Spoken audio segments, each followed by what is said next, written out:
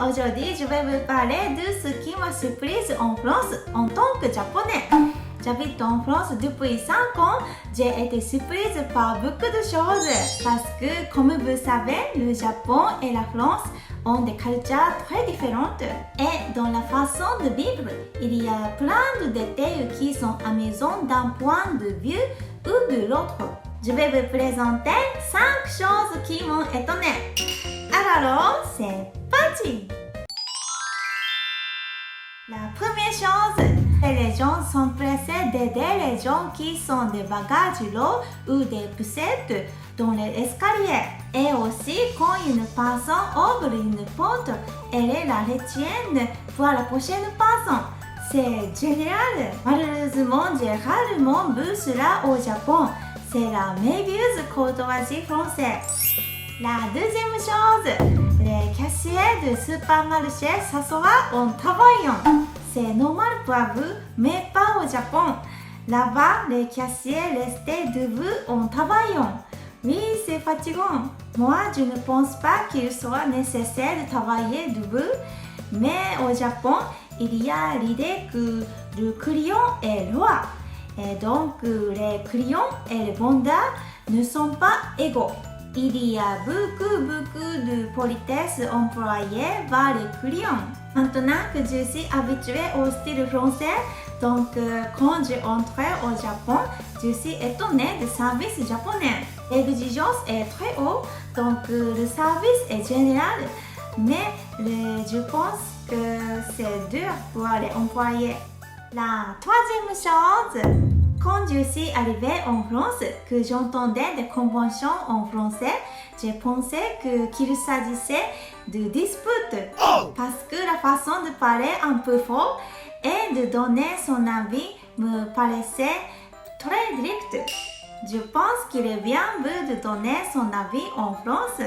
Le débat, quelque chose qu'aiment les Français, non? Politique, art, etc. Mais souvent les Japonais ne donnaient pas directement leur avis. Donc les conventions en français sont parfois très vives pour moi. Donc de temps en temps, ça ressemble à une dispute pour mes oreilles. C'est marrant, non? Quatrième chose, en France, nous bénéficions parfois d'un service plus souple et moins strict. Par exemple, si on commande une boisson qui n'est pas sur la carte dans un bar, les serveurs essayent souvent de trouver une solution qui corresponde au mieux à mes demandes. Au Japon, ils ne savent pas ce qui n'est pas au menu. Ils sont stricts sur un règlement fixe. Je pense que les services en France adoptent un contact plus humain et moins strict. C'est quelque chose que j'ai ressenti.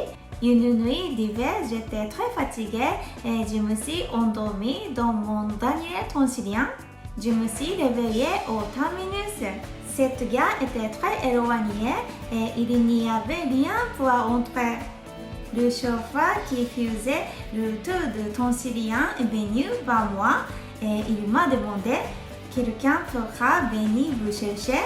Et je lui ai répondu non. Alors il m'a dit « Je vais conduire une autre train sans voyager qui va passer la gare où vous deviez descendre et monter dans ce train-là. » J'étais très surprise. Il m'a ramené à la gare où je voulais aller. J'apprécie vraiment la gentillesse de ce chauffeur. Il m'a aidé en faisant un écart à la lèvre par compassion. C'est impossible au Japon. Je trouve que c'est incroyable de pouvoir faire ça en France. Alors, cinquième chose, la fête peut être longue. Une fois, j'ai passé une fête de Noël en France. Ça a commencé à partir de midi et ça a duré jusqu'au plus de minuit. Et pendant ce temps, tout le monde parlait et mangeait et buvait d'alcool.